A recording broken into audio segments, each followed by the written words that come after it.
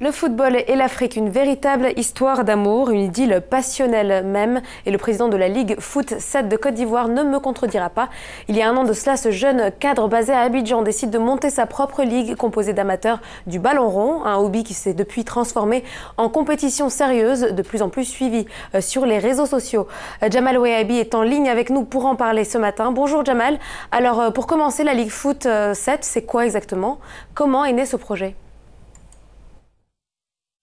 La Ligue Foot 7 est née il y a un an. C'est un championnat de football amateur qui est né d'une passion, la passion de plusieurs personnes qui aimaient jouer au foot, qui jouaient au foot tous les jours à Abidjan, mais qui n'avaient pas de structure comme en France où on pouvait faire un championnat professionnel, où on pouvait voir les résultats, les meilleurs buteurs, les joueurs, comme en France. Et du coup, il y a un an, on s'est dit, ce serait bien qu'on organise un championnat de foot où ce serait uniquement des amateurs, donc tous qui ont passé l'âge de jouer encore au foot, qui se retrouveraient une fois par semaine pendant 3 mois dans un championnat qui serait en guillemets professionnel. Ce que j'appelle par professionnel, c'est que tous les matchs sont filmés de notre ligue. On a un site internet où tous les joueurs peuvent à tout moment aller regarder leur classement en ligne, voir leurs vidéos, leurs meilleurs buts et leurs plus belles actions. C'est quelque chose qui n'existait pas non seulement en France dans ce format-là, mais qui n'a jamais existé en Côte d'Ivoire. Et il y a un an, quand on a lancé l'aventure, on n'était pas très sûr de l'engouement que ça prendrait, parce que ça reste quand même du mini-football qui se joue à 6-1 goal. Et un an plus tard, on s'est rendu compte qu'on a plus de 400 joueurs, plus de 18 équipes se sont formées. Les équipes sont des équipes d'amis qui se forment, qui aujourd'hui créent des noms, créent des logos, des couleurs, leurs maillots. Et aujourd'hui, on se rend compte que la Ligue Foot 7 a permis non seulement de créer des clubs de foot, chose à laquelle on n'avait jamais pensé à l'époque, et aujourd'hui, on se rend compte que ces clubs de foot tendent à se développer, à recruter d'autres joueurs pour devenir encore plus forts. Finalement, on est passé d'un modèle amateur du départ à un modèle qui se professionnalise et qui aujourd'hui permet à d'autres joueurs, justement, qui eux rêvent de devenir footballeurs, de pouvoir se mettre en avant.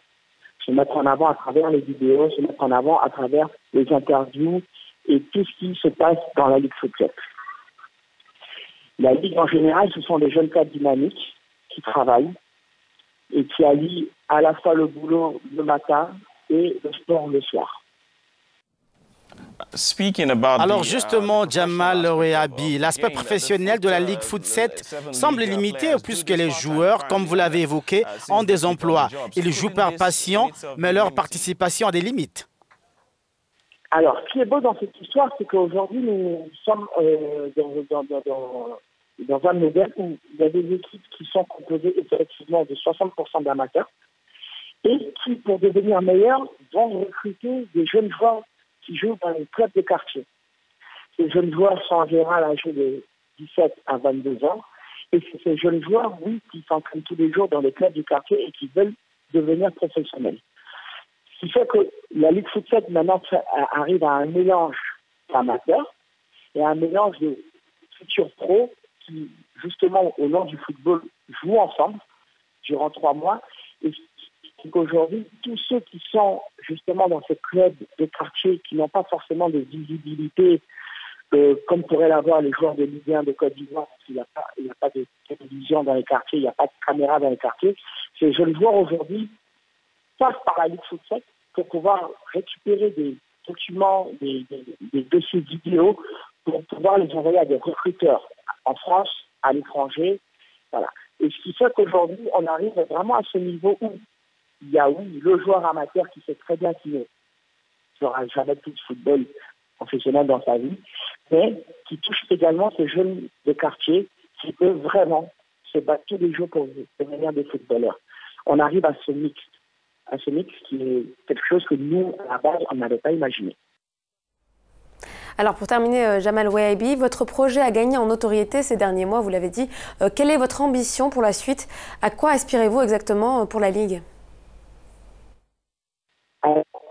On se rend compte qu'à travers la Ligue Foot 7, on peut redynamiser le football au niveau local. Je prends le cas d'Abidjan, moi qui suis ivoirien. Il y a 10-15 ans, le football localement était quelque chose de très privé. C'était quelque chose où les gens vivaient le football. Au fil des années, le football local s'est perdu.